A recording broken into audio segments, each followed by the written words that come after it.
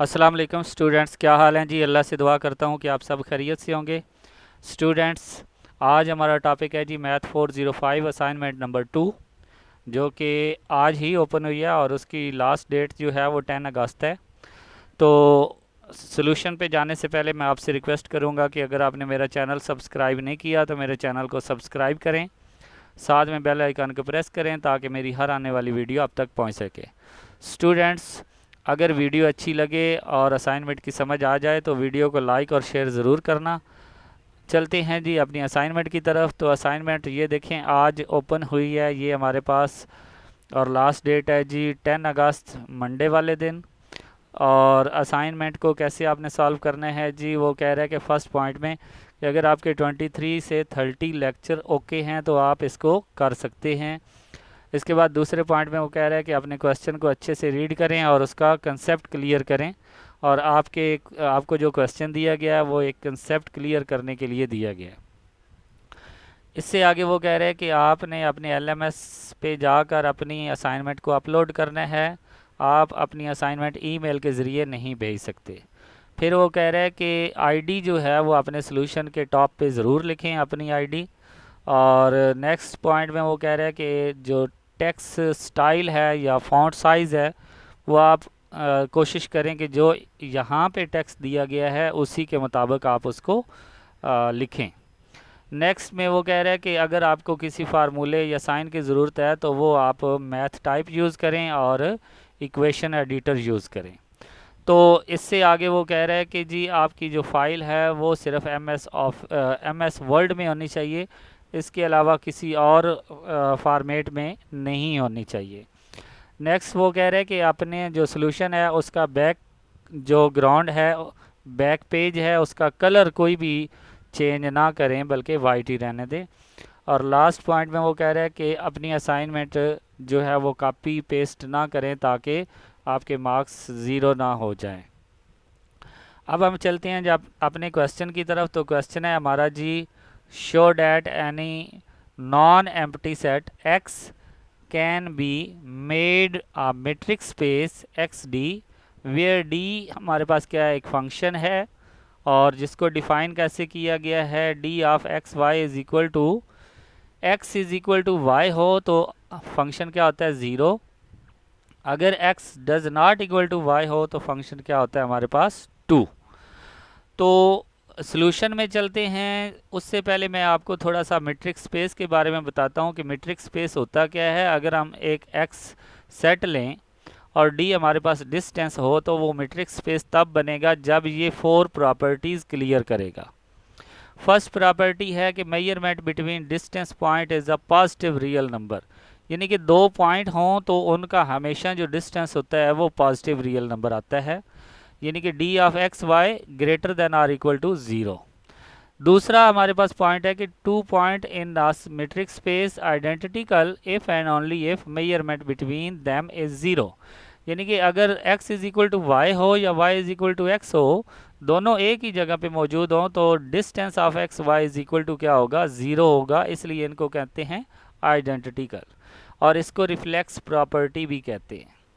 फिर हमारे पास आता है जी 3 point, measurement is a symmetric in a nature, distance measures along A to B is same as measure along B to A, यानी कि सिमेट्रिक हमारे पास है, यानी कि जब हम डिस्टेंस x से y की तरफ लें या y से x की तरफ लें दोनों आंसर क्या आएंगे, इक्वल आ जाएंगे। इसके लिए मैं आपको एग्जांपल देता हूं कि अगर आप इस्लामाबाद से लाहौर जाएं या लाहौर से इस्लामाबाद जाएं तो जितना डिस्टेंस है वो इक्वल ही है। जब आप लाहौर से इस्लामाबाद जा रहे हैं फॉर एग्जांपल 250 किलोमीटर है, तो जब आप इस्लामाबाद से लाहौर वापस आएंगे तो वो भी क्या होगा, 250 ही होगा।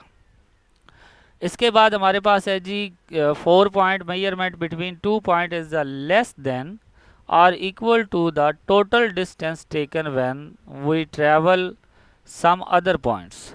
जब आप लाहौर से डायरेक्ट इस्लामाबाद नहीं जाते बल्कि दरमियान में फैसलाबाद चले जाते हैं, फिर फैसलाबाद से फिर इस्लामाबाद जाते हैं, तो वो कहता है कि अब जो डिस्टेंस होगा लाहौर से इस्लामाबाद वो या तो समालर होगा या फिर उसके क्या होगा, इक्वल होगा बाकी दोनों के सम के। समझ आ गई ना। तो जब ये चारों प्रॉपर्टीज़ क्लियर हो जाती हैं तब जो वो फंक्शन जो है वो बन जाता है मैट्रिक्स, ठीक है, और उसको हम कहते हैं मैट्रिक्स स्पेस। ओके जी। अब हम क्या करते हैं, अब हम इन चारों प्रॉपर्टीज़ को अपना क्वेश्चन यूज़ करके ये वाली जो हमें वैल्यू दी हुई हैं इनको हम यूज़ करके हम ये चारों प्रॉपर्टीज़ को डिस्कस करते हैं। तो सबसे पहले देखें P1 यानी कि distance of x y greater than or equal to 0, यानी कि दोनों क्या होने चाहिए, पॉजिटिव होने चाहिए। तो अगर एक्स वाई का ताल्लुक एक सेट से है जो कि एम्प्टी सेट नहीं है तो उसका हमने डिस्टेंस लिया यानी कि x distance y is equal to 0। तो ये हमें गिवन भी है, ये 0 कब होता है, जब या x is equal to y होता है। ये हमें गिवन भी है यानी कि दिया हुआ भी है और बाय डेफिनेशन भी है। डेफिनेशन में यहाँ पे ये सेकंड पार्ट में उसने कहा था, ठीक है। दूसरी बात, distance of x Y is equal to 2।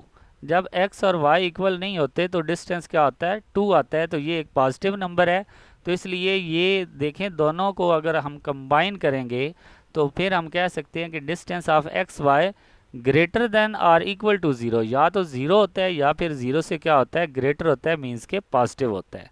तो फर्स्ट केस हमारा क्लियर हुआ। सेकंड केस पे जाते हैं। तो सेकंड केस में वो कह रहे हैं कि distance of x Y is equal to 0 होता है। 0 कब होता है, जब x और y इक्वल हों।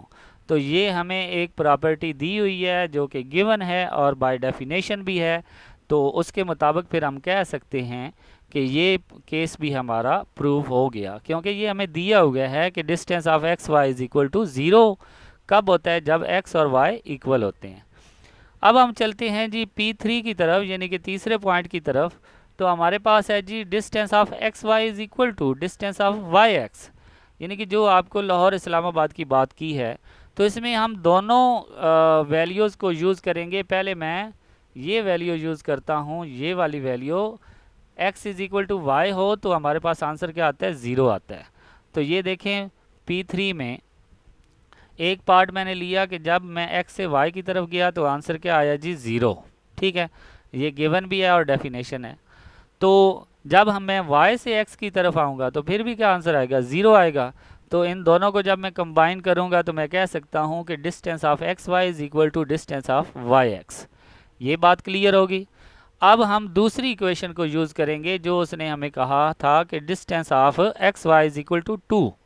तो ये मैंने distance of x Y is equal to 2 लिया और यहाँ पे क्या बात कर रहा है कि x does not equal to y, ये हमें गिवन है।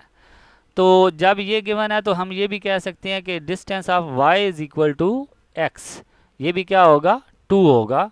क्यों, क्योंकि जो चीज़ हम सिर्फ रिफ्लेक्स कर रहे हैं, यानी कि एक जगह से दूसरी जगह जा रहे हैं और फिर दूसरी जगह से पहली जगह पे वापस आ रहे हैं। तो जब इन दोनों को भी कंबाइन करेंगे तो हम कह देंगे कि x distance of x Y is equal to distance of Y x.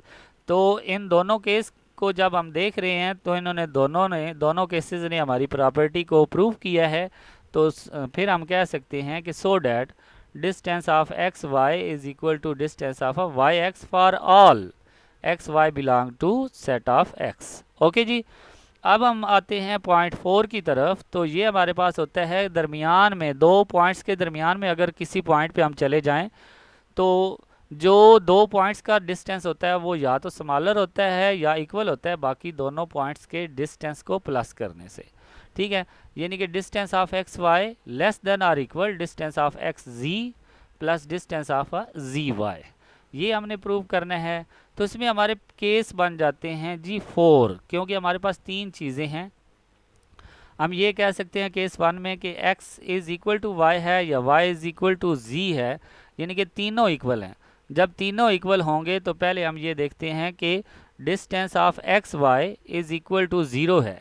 क्यों, क्योंकि x और y इक्वल है, ठीक है। ये हमें गिवन भी है और डेफिनेशन भी है।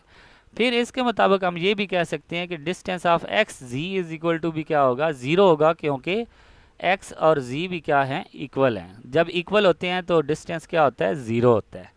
इसी तरह distance of ji y is equal to भी क्या होगा, 0 होगा, क्योंकि ये भी हमें क्या है, प्रूव है। सेकंड प्रॉपर्टी में हमने प्रूव किया कि जब दोनों पॉइंट इक्वल होते हैं तो उनका डिस्टेंस क्या होता है, 0 होता है।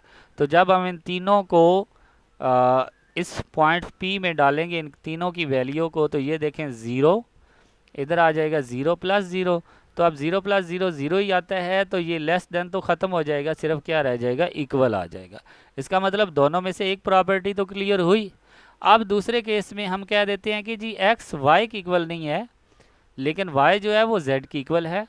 तो इसमें हमारे पास क्या होगा, जब x y की इक्वल नहीं है तो हमें क्या दिया होगा जी, 2 है। आंसर क्या आएगा, 2। तो जब x y की इक्वल नहीं है तो फिर x z की इक्वल भी नहीं होगा। ठीक है, तो ये देखें x does not equal to z, तो तब भी आंसर क्या आएगा, 2 ही आएगा। फिर हम y और z का रिलेशन लेंगे, तो y और z क्या है, इक्वल हैं। तो जब इक्वल हैं तो आंसर क्या आएगा, 0 आएगा। तो अब इन तीनों की दोबारा वैल्यू इधर पुट करेंगे, तो हमारे पास क्या आ जाएगा, डी ऑफ एक्स वाई क्या है जी, 2 है। फिर डी ऑफ एक्स जी क्या है, वो भी क्या है जी, 2 है। फिर डी ऑफ जी वाई क्या है जी, वो हमारे पास 0 है। तो ये देखें 2 प्लस 0 क्या आ जाएगा, 2 ही आएगा। तो ये भी लेस देन ख़त्म हो जाएगा, सिर्फ इक्वल रह जाएगा। केस नंबर 3 में हम कह सकते हैं कि जी x is equal to y तो है, लेकिन y does not equal to z है।